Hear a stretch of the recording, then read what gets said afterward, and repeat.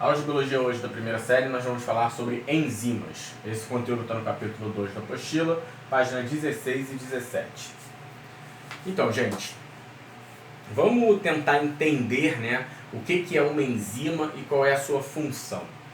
Em algum momento da aula de hoje, a gente vai voltar a falar um pouquinho sobre a aula passada, A gente vai voltar a falar um pouquinho sobre vitaminas, que a gente viu que as vitaminas têm tem bastante ligação com as enzimas, Mas vamos deixar isso para a hora certa. Vamos lá. O que são enzimas em si?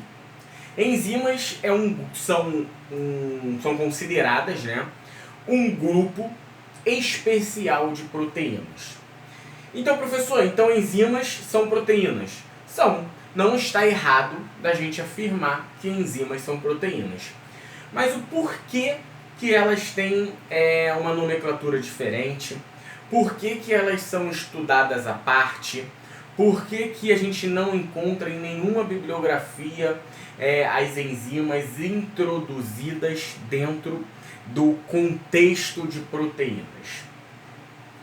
Por elas serem um grupo especial, por elas apresentarem uma função específica, uma função diferenciada que só elas conseguem exercer. Porém, se a gente for analisar qualquer tipo de bibliografia, a gente percebe que estas bibliografias citam sim que elas são proteínas e elas estão sim sempre próximas do estudo das proteínas. A gente nunca estuda as proteínas e depois leva muito tempo para ver enzimas ou vice-versa, até mesmo porque tem uma relação, ok? Então, sabendo que as enzimas são grupos especiais de proteínas que vão possuir um papel fundamental, essencial e principalmente específico no metabolismo orgânico do ser humano, a gente começa a perceber a sua importância dentro do bom funcionamento deste organismo, E aí a gente para se perguntar quais são estas funções. Estas proteínas específicas, essas enzimas, elas têm principalmente a função de catalisadores. Ou seja, a gente pode afirmar que as enzimas são catalisadores que vão acelerar as reações químicas, que vão estar acontecendo no nosso organismo. O que isso quer dizer? Quer dizer que sem as enzimas, estas reações químicas poderiam estar acontecendo sim. Porém, na presença das enzimas e com as enzimas agindo sobre estas reações químicas, a gente pode dizer que essas reações químicas acontecem com uma maior velocidade, o que traz uma maior eficiência e até mesmo a gente pode afirmar que se não ocorresse essa velocidade, não teríamos o resultado adequado para o funcionamento que é necessário do organismo. Então, a partir do momento que as enzimas são catalisadores que vão acelerar essas reações químicas, a gente sabe que essas reações químicas necessitam ser aceleradas. Elas precisam ser aceleradas. Então, as enzimas são essenciais, sim. Ok? E aí, como que isso ocorre? Sabendo já a sua função, a gente precisa saber como que elas vão agir para que isso ocorra. As enzimas, gente, elas vão possuir uma região denominada de sítio ativo, Qual é a função dessa região? A função dessa região é simplesmente se ligar ao substrato em questão. O que isso quer dizer? Quer dizer que uma enzima X, ela tem um ponto, toda enzima vai ter um ponto que é denominado de sítio ativo.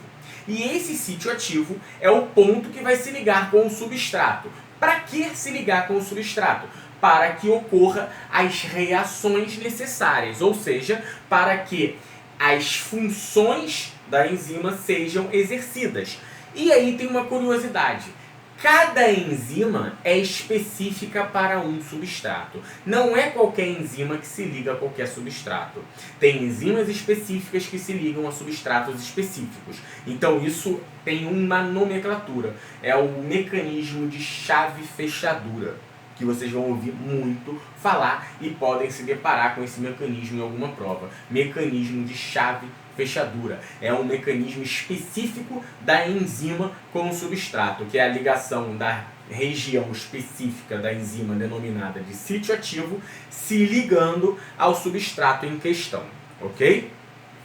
E aí, gente, tem fatores que podem interferir na velocidade da reação, né? Na velocidade da reação química que a enzima vai exercer. São quais esses fatores? Inúmeros fatores. Porém, tem dois fatores que são extremamente importantes quando se trata de enzimas, que é o pH e a temperatura. O pH e a temperatura vão influenciar diretamente e muito, tá, na velocidade de reação de uma enzima, tá? Então, por isso que deve se manter o pH adequado e a temperatura adequada. Por isso que quando nós estamos com febre, é muito importante que a gente tente controlar essa temperatura, e também a questão do pH deve ser controlado. Por isso que existem exames, principalmente na urina e no sangue, para controlar o pH.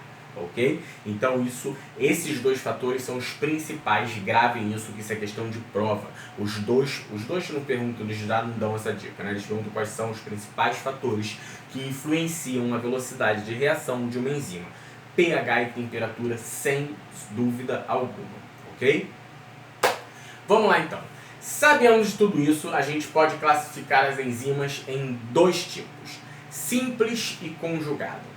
As enzimas simples são mais fáceis da gente entender, né? As enzimas simples são aquelas que vão atuar diretamente partindo das suas próprias constituintes, ou seja, elas estão prontas. É uma enzima pronta. Uma enzima que está pronta para se ligar ao substrato através do seu sítio ativo e utilizar as suas funções, acelerar as reações químicas em questão ali naquele momento, ok?